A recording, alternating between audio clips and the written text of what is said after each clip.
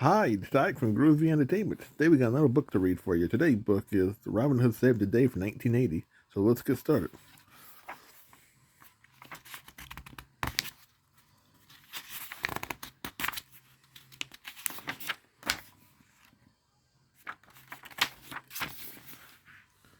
In the little town of Nottingham, the people was very worried. Evil Prince John would soon be collecting tax money from them again, but they had no more money to give. If we do not pay the money, said Mrs. Owl, we will go to jail. We need Robin Hood, said Mrs. Rabbit. He would know what to do.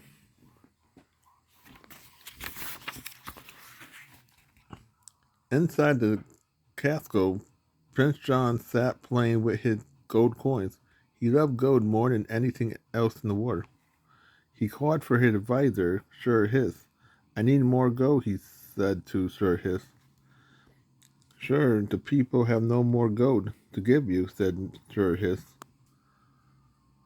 Nonsense, shouted the prince. Then he called for the sheriff. Go to the town and collect more taxes, he said.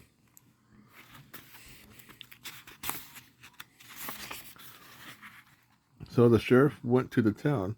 The people in the town gave him the few coins they had left. Even little Skippy Rabbit gave money to the sheriff. He gave the gold coins he had gotten for his birthday. Mr. Dog paid taxes too. The sheriff found the coins Mr. Dog had hidden inside the bandages on his broken leg. Mr. and Mrs. Owl each gave their last coins, but the sheriff said it wasn't enough.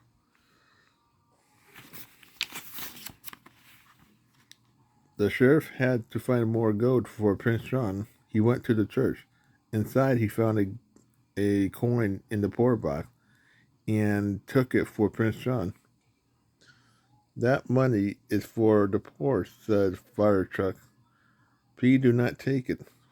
Fire Tuck was a kind man who always tried to help the people of Nottingham.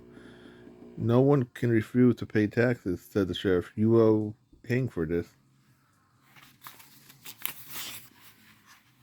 The, the sheriff marched Fire Tuck off to the castle dungeon.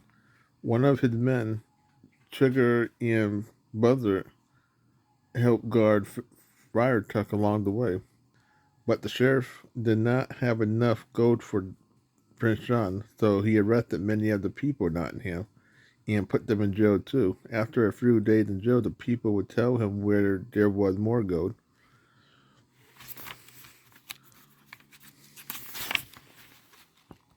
Meanwhile, Robin Hood and his friend Little John was hiding deep in Sherwood Forest near the town of Nottingham. They was hiding because they were outlaws. Prince John had stolen. Robin Hood had stolen Prince John's gold several times. Each time Robin sold the gold, he gave it back to the people of the town. The people loved Robin Hood and Little John, but Prince John hated them and wanted to destroy them, so the outlaws stayed hidden in Sherwood Forest.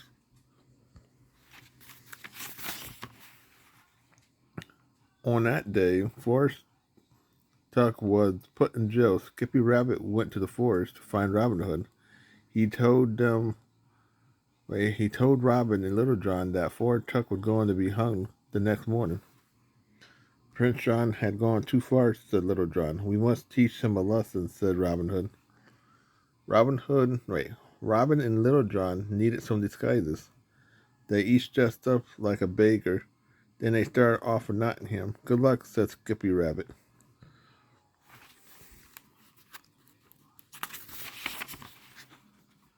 The sheriff of Nottingham was outside Prince John Castle, testing the new hanging noose.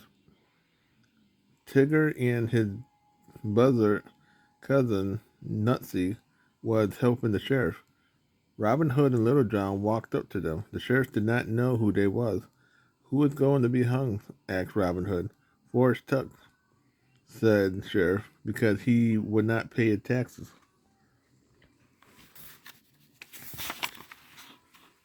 Robin, this is terrible, said Little John.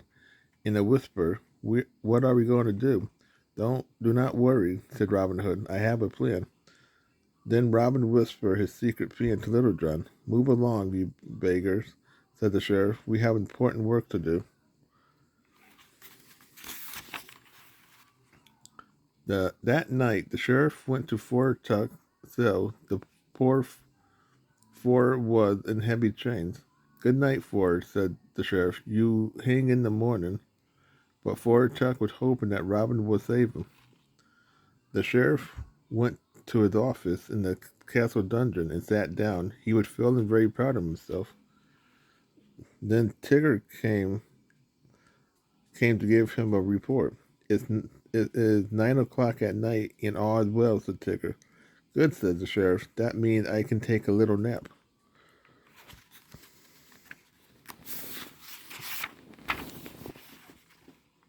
The sheriff fell sound asleep. Tigger and Nutty guarded the jail. Several hours passed. At midnight, Nutty made the round of the jail. 12 o'clock, and all is well, he shouted. Be quiet, said Tigger. We must not wake the sheriff.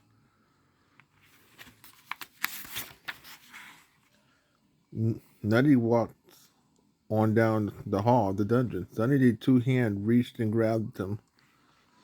It was Robin Hood. After Robin grabbed Nutty, he took off Nutty's coat. Then Little John tied Nutty up.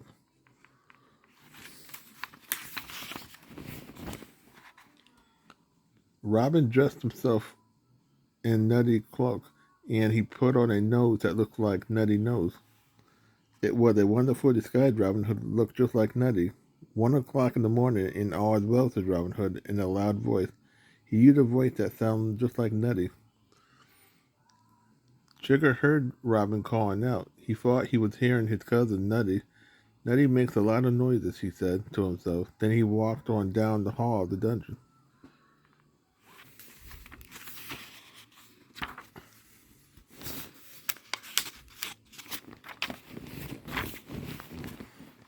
In the meantime, Little John tiptoed into the sheriff's office.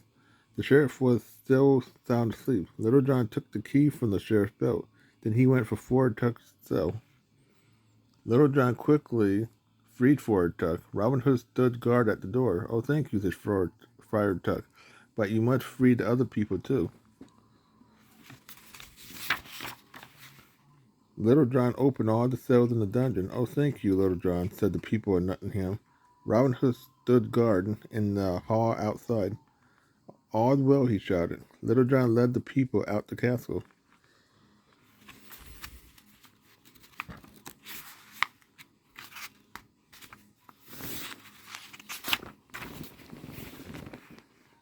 Robin Hood waited until the people had escaped. Then he called out, Guard, guard, come and catch Robin Hood.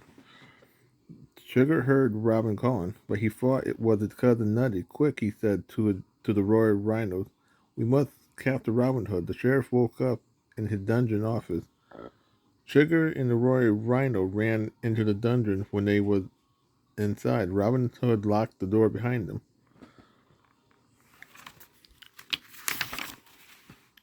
Then Robin Hood ran upstairs to Prince John's bedroom. Prince John was asleep in his bed. Around him was all his bag of gold.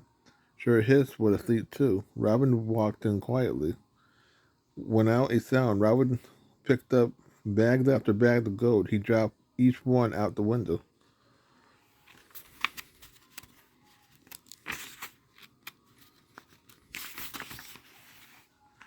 Little John was waiting down below. He caught the bag of gold as they fell. Then he loaded them onto a cart that belonged to the people of the town.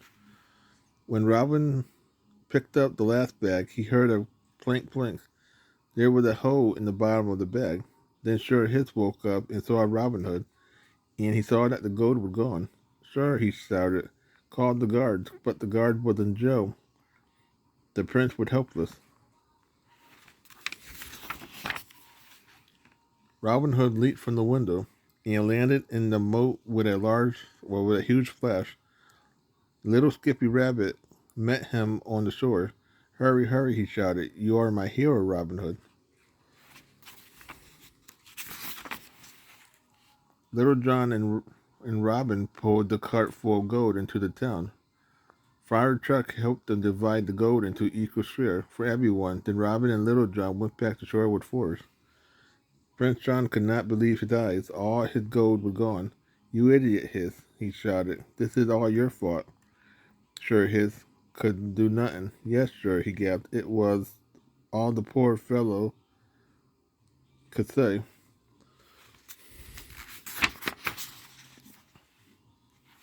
So that was Robin Hood Saved the Day from 1980. So please like, subscribe, share, and comment, and have a groovy day. We have another video going out real soon.